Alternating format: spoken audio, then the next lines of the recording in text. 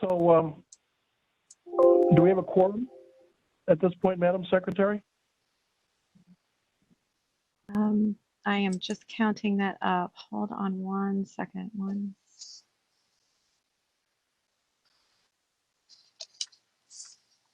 Yes, we have quorum.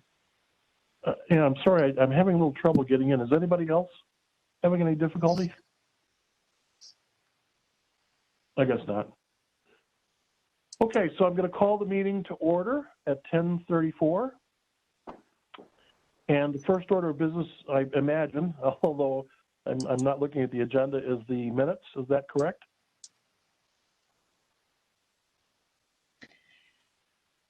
Could we do introductions before we review the minutes? In addition to Bill, in addition to your call-in number, we have one other call-in number that if that person could announce themselves, please.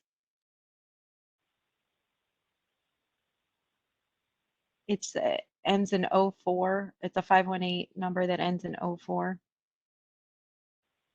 Sorry, I was double muted. This is Sita Crounce from DEC Counsel's office. Thank you, Sita. All right, introductions from TDI. Myself, serving in my capacity as chair. I'm now a third termite. This is my third term, or TDI's third term, I should say. And our vice president of development, who you heard a second ago, is Josh Bagnato. And he'll be giving the project update.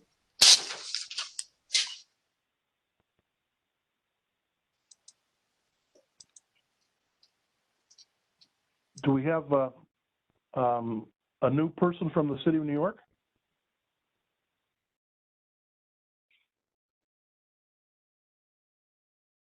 Maybe not.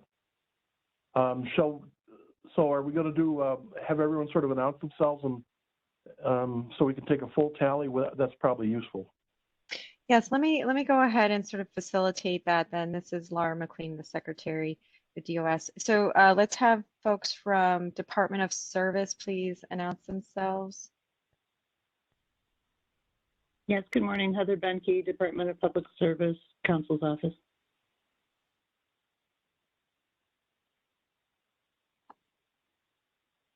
Thank you, Heather.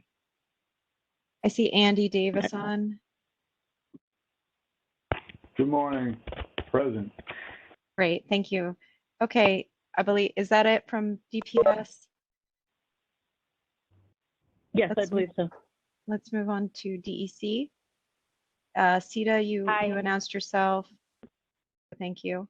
And then Heather Gearloff, Marine Habitat Regions 3 and 4, and the Research Reserve Manager.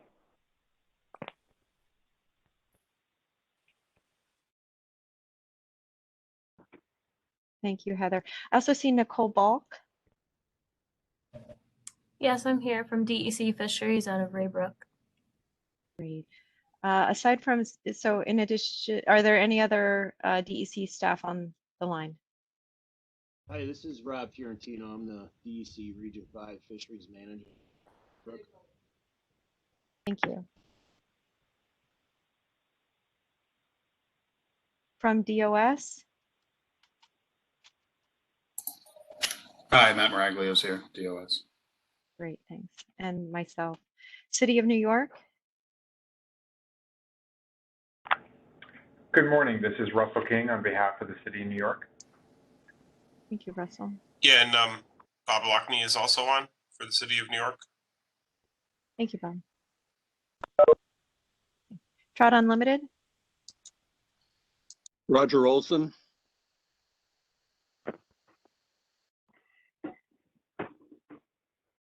Thank you. Anyone else? Bill?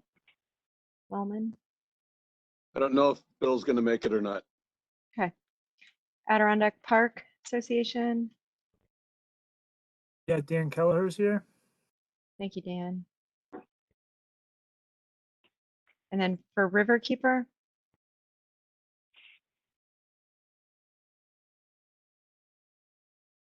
Okay. I was of the understanding that Riverkeeper had withdrawn.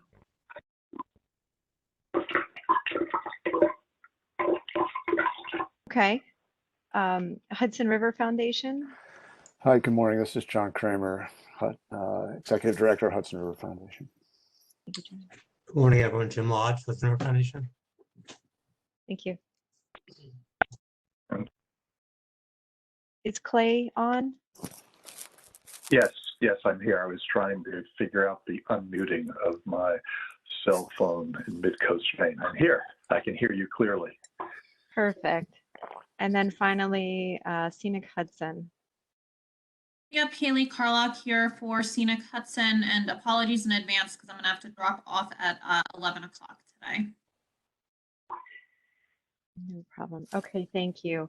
And I will also have to drop off at 11, but Matt Maraglio from DOS will finish taking the notes when that happens. So we have attendees. Thank you. Passing it on to you, Bill. Okay.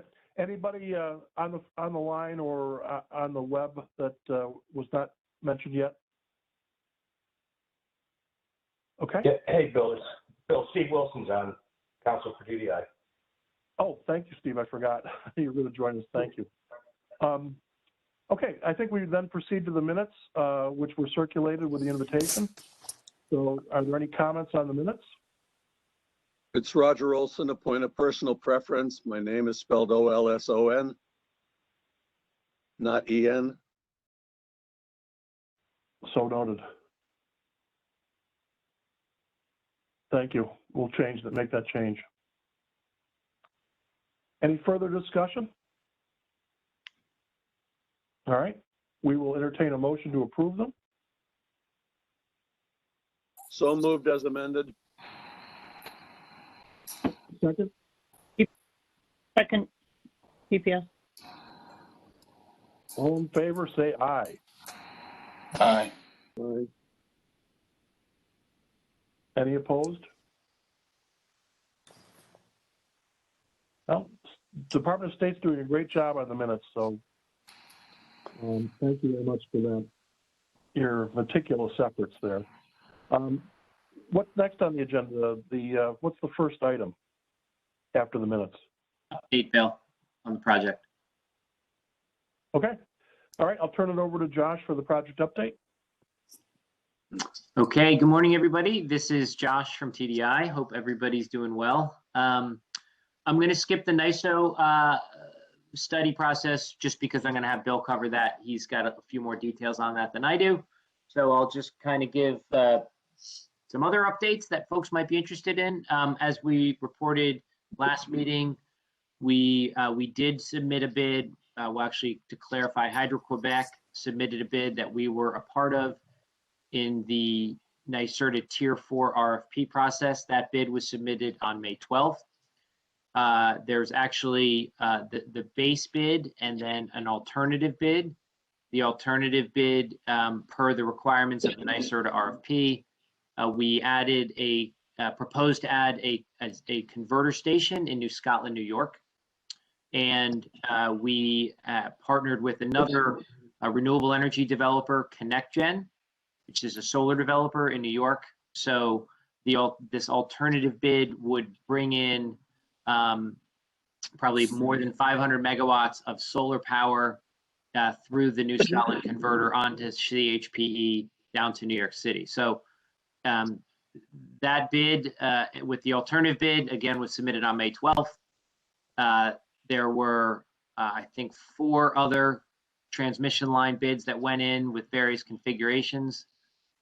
For those who are interested to see what the other bids look like, you can go to the NYSERDA Tier 4 website, and all that information is available to view there. Many of the bids are heavily redacted, so a lot of the probably more interesting information on our bid and other bids you're not going to see, but it looks like a very robust response. Certainly the megawatts that are bid into it exceed the amount that NYSERDA can award. So competitive process is underway here, and per NYSERDA's calendar, they are expected to make decisions in Q3 of 2021. So that's the update on NYSERDA. And in terms of regulatory update, since the last time we chatted, we've now received all the approvals we need for the uprate to a 1,250 megawatt project. So we got those from the Army Corps of Engineers, the Department of Energy, and the state of New York. As it relates to the Department of Energy and the Army Corps, they also approved the various modifications that you folks have heard from us over the last 18 months. Those have all been approved now. I hear a lot of fisheries folks on the phone, so the Department of Energy did redo consultation with both the U.S. Fish and Wildlife Service and NOAA Fisheries as part of basically reissuing a presidential permit for the project. They also did an environmental analysis of the changes, both the route changes as well as the increase of 250 megawatts. All those permits are on our website for any of those who want to read those permits.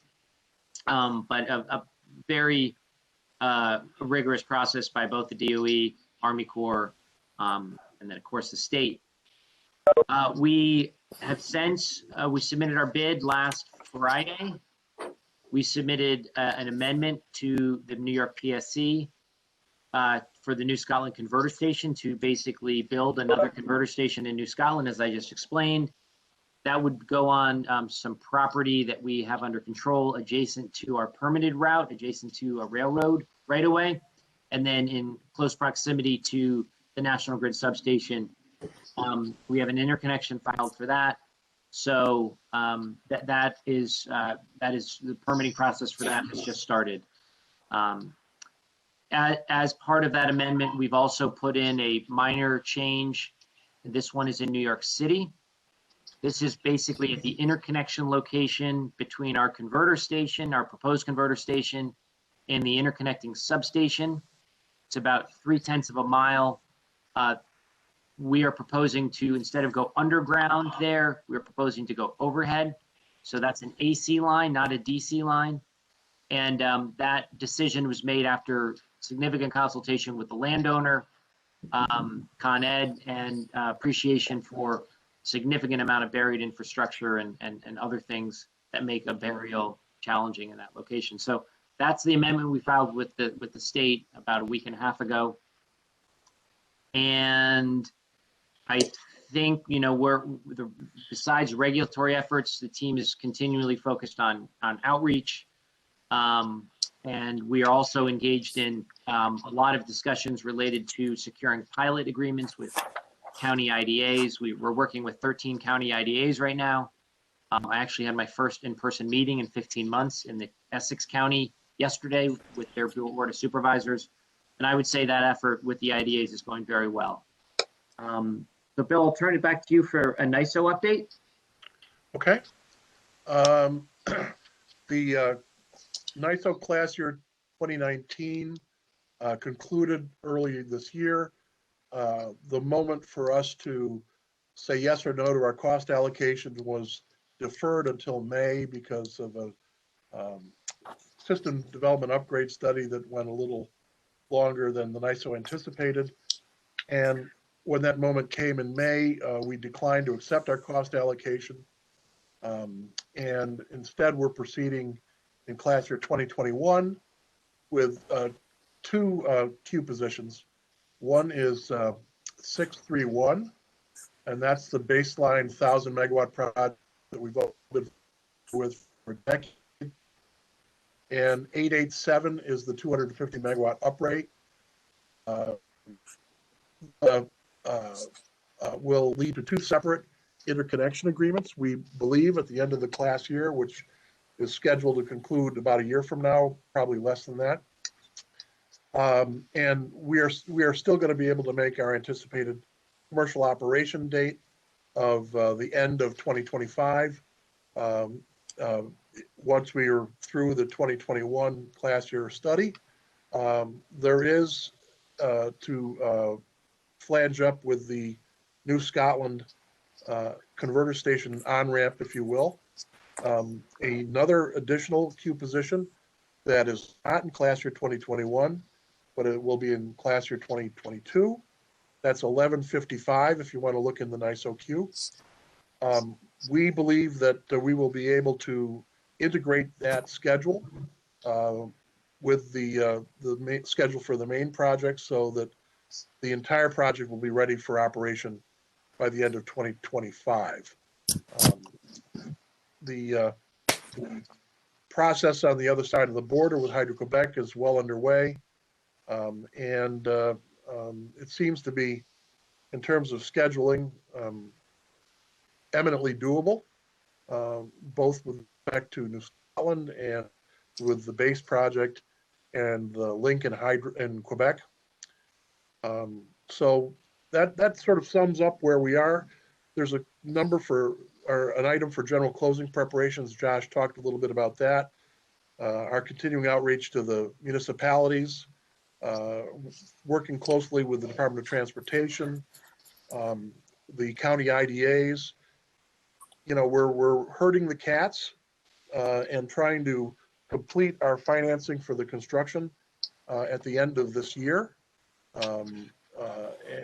That's our plan. We think, again, that's manageable. And that, of course, would be the moment when the trust would be funded, and that's reflected in Jim's paper, which we're going to discuss in a minute. So I guess we'll stop there on the TDI side. Steve, you don't have much to add. Do you have anything to offer or anything in addition?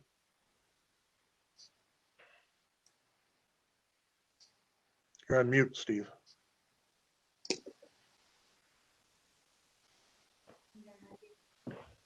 I'm sorry, who was that question for, Bill?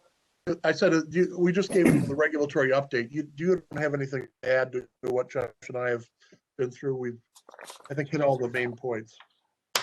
Yeah, I think so. I'm sorry, I missed the question, but yeah, no, you guys did a good job of summing up where we are, and yeah, I have nothing to add. Okay, thank you. Any questions?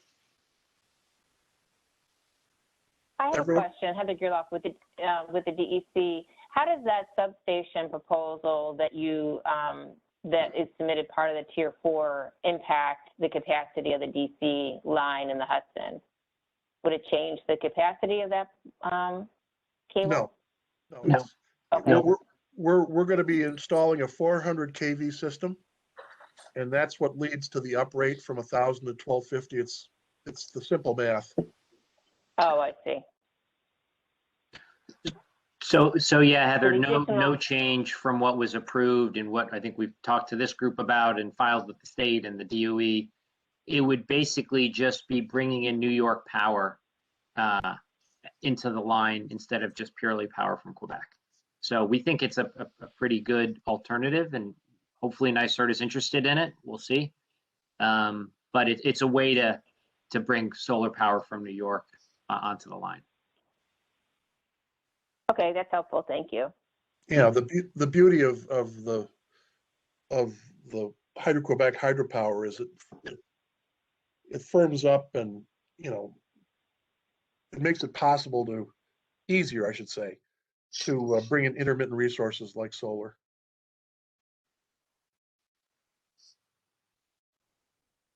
Okay.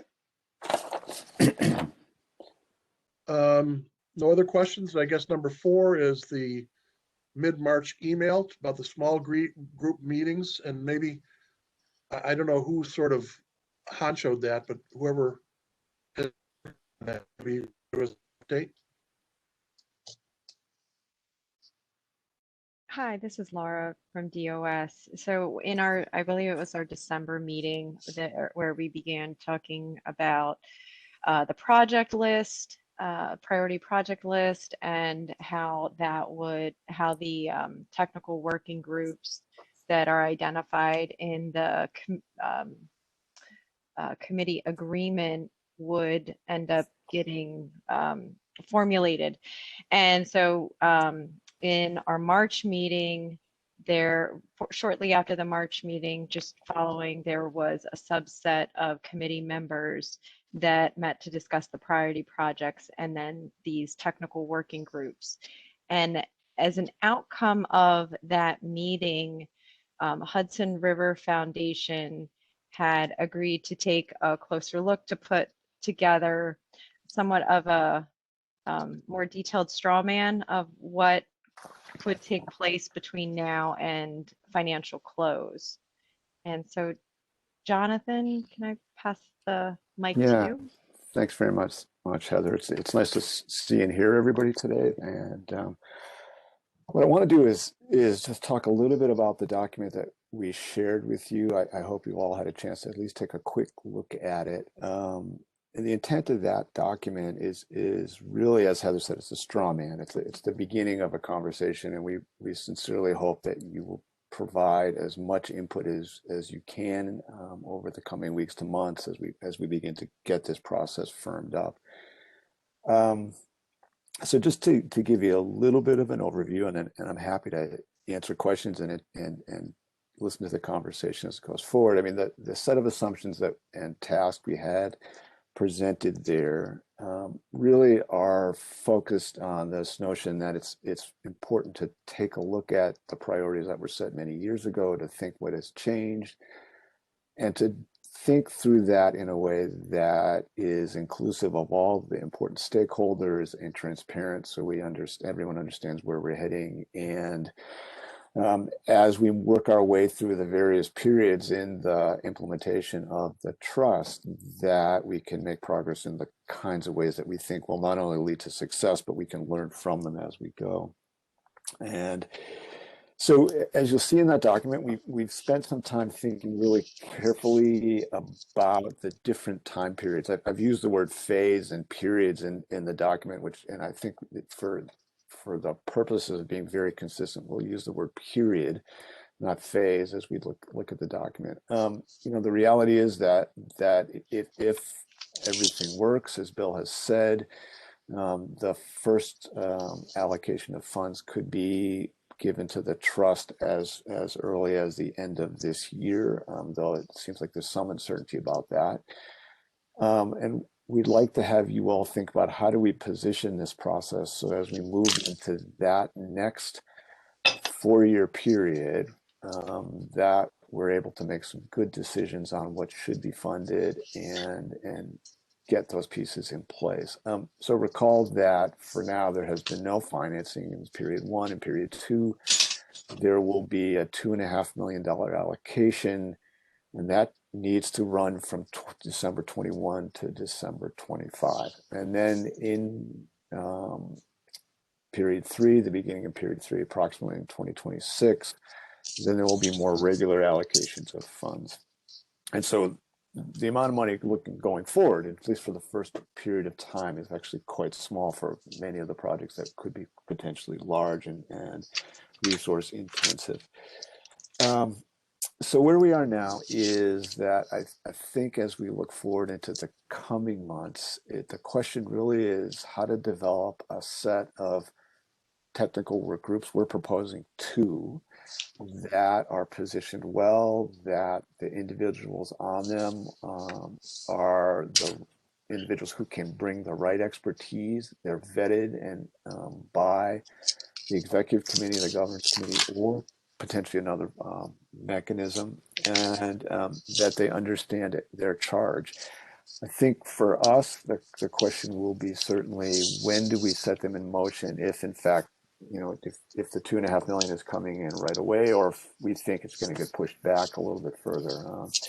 That's one. The second piece that I think I'd like to ask you all to consider is, given that it's $2.5 million over 4 years, it seems that we should learn from every project that gets done. The bigger amounts of money will come later, 4 or 5 years from now. And if we are going to position these projects to be successful, what do we need to know from each of the projects? What do we need to know so we can do better, so we have increased the likelihood of success? And I think for us at the Hudson River Foundation, that notion of continually learning so that we can develop not just good initial projects, but long-term success and the ability to manage adaptively really should be embedded throughout all of this.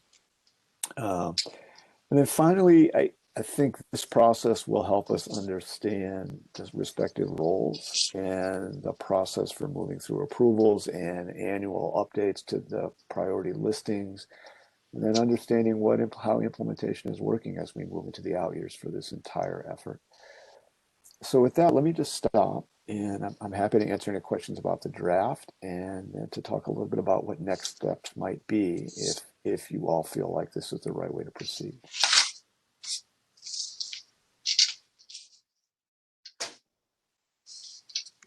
I thought it was great. You know, I totally agree.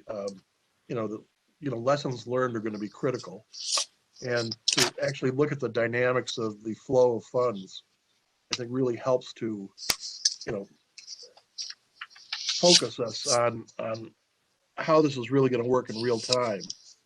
And, you know, I'm sure we can poke and prod it, but this was very well thought out, I thought. Thanks. Jim Lodge should get a lot of credit for the work you did on this document as well. Jim is a senior scientist at the Hudson River Foundation. Could I ask? This is Bob Lockney from the city. I guess, and I agree with what Bill just said. I think from our standpoint, I'd like to make sure that when we're starting to populate the two working groups, the city would like to have a representative on the technical working group for the Hudson River and New York Harbor. So I just want to get that out there so that I don't know how that's going to proceed and when, but we would like to be included on that technical working group for the river and the harbor. Thanks for that, Bob. Absolutely. The same with Trout Unlimited. I would like to be on the lower portion, below maybe Albany or even below that. And Bill Wellman, I believe, has already been talking to people about the northern reach up around Lake Champlain. And I'll just hop in before I have to get off here. This is Haley Carlock from Scenic Hudson, and probably not surprisingly, we would like a seat on the Hudson River and New York Harbor Technical Working Group, and we'll probably loop in my colleague Naba Tabak, our Conservation Science Director. She would be far better suited to serve on that technical working group than I would.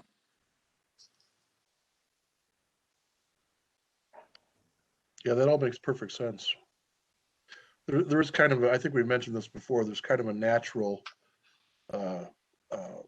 bifurcation of stakeholders here at some level. Of course, DEC and DPS have to be everywhere. DOS, I guess, would be primarily Hudson River because it's the coastal zone, and of course the harbor. Well, is that universal approbation for the effort, or is there?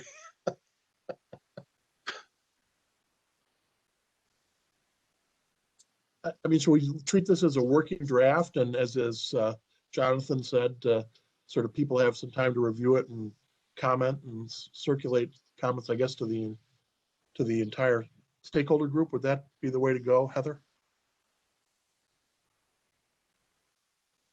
Bill, this is Bob Lockney again. I think that would be very helpful. We have not had an opportunity to get this document down to the city. Okay. We may have additional feedback, but I think, treating it as a working document that people can comment on is a great idea. If I could ask, this is John. If I could ask, please, I'm happy to take your comments. You can send them directly to me at the Hudson River Foundation. My email should be on the broad distribution list that you all have. And I'd ask for a couple things. And one would be any comments on the document, and if you'd like to talk about the document, I'm happy to set up time to do that. And then the second, as you begin to think about who the right people are, I know there's probably going to be some names that are going to be reflected in the minutes here, but if we can begin to assemble a list of the people you feel are most important, then we will put that list together. I think at some point we'll have to consider what's the right size for these technical work groups and maybe some operational procedures, but I think I'll push that out just a little bit till I hear back from as many of you who want to weigh in. And we can then begin to sort of create the structure for those working groups, create a charge for them, and then layer in the timeline that will be most relevant for making progress.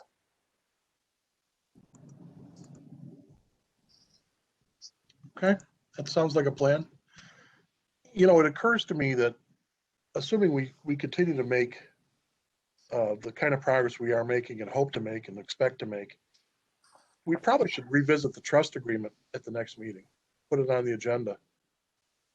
As I recall, some of the old timers here, I think we settled on JP Morgan as the trustee bank. And I don't know, Jonathan or Jim, maybe you correct me if I'm wrong. And I think we actually had a draft that JP Morgan had endorsed, right? Is that right? I think that's my recollection anyway. Yeah, Go ahead. No, I don't. I will actually look for that. I don't know if we got that far. Clay may know. I'm not sure if he's still on, but we will check on that and get back to you very quickly on that. It would be, and I think it'd be good to look at the trust agreement and particularly in regard to some of the changes that are occurring now as well. Right. Exactly. That's exactly my thought. Yeah. Okay. Yeah, it seemed to recall that we were also talking to Mellon. Yeah. Oh, that's right. And we may have actually chosen Mellon. I'll bet in the minutes, if we dig around in the old minutes, there'll be some information. I'll do that. Okay.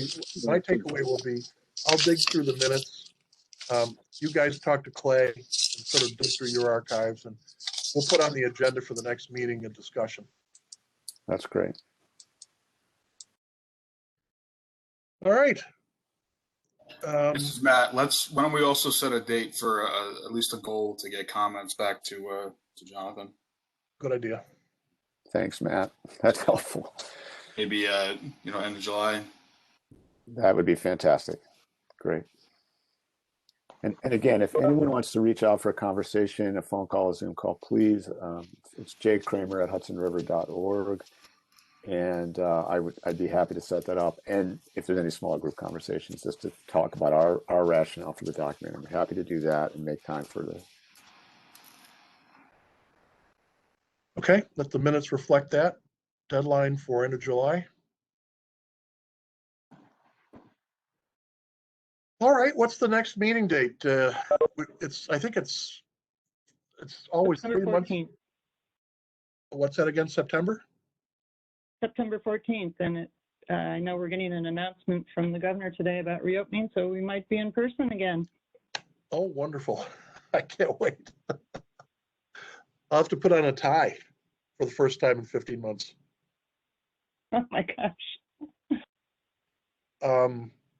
Okay, so does anyone have any objection to the next meeting being on the September 14th?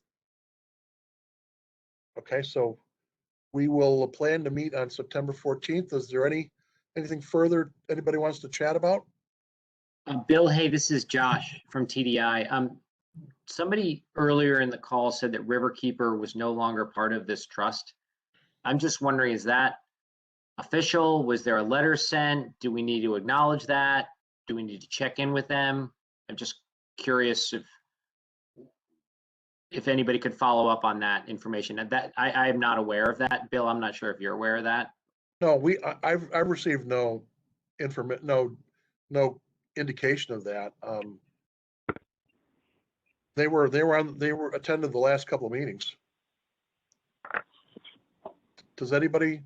It's Roger. If memory serves, they may not have been at the last meeting.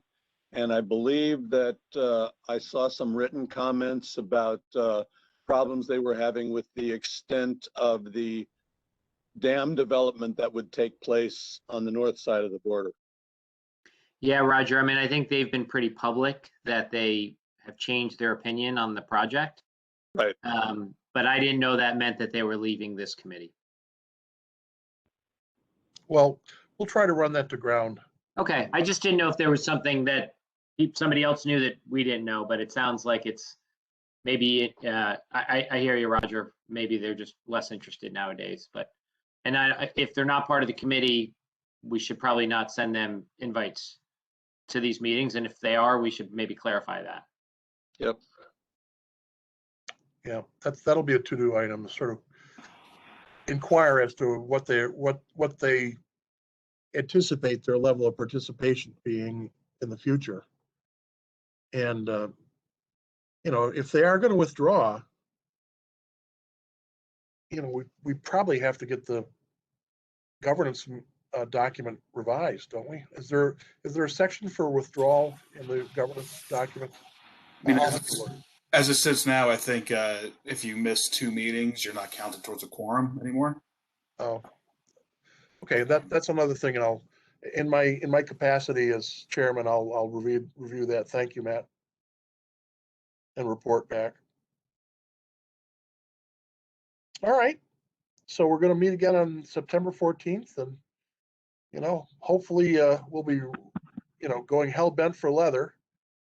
As a matter of fact, I'm sure we will be by September. So I guess we can entertain a motion to adjourn. So moved to DOS. Second. Second DPS. All in favor? Aye. Any opposition? No opposition is noted, so the motion to adjourn is carried unanimously. Thank you, everybody, and we will see you in September. That's an old song. Have a great summer, everyone. Bye-bye. Thank you. Thank you. Bye.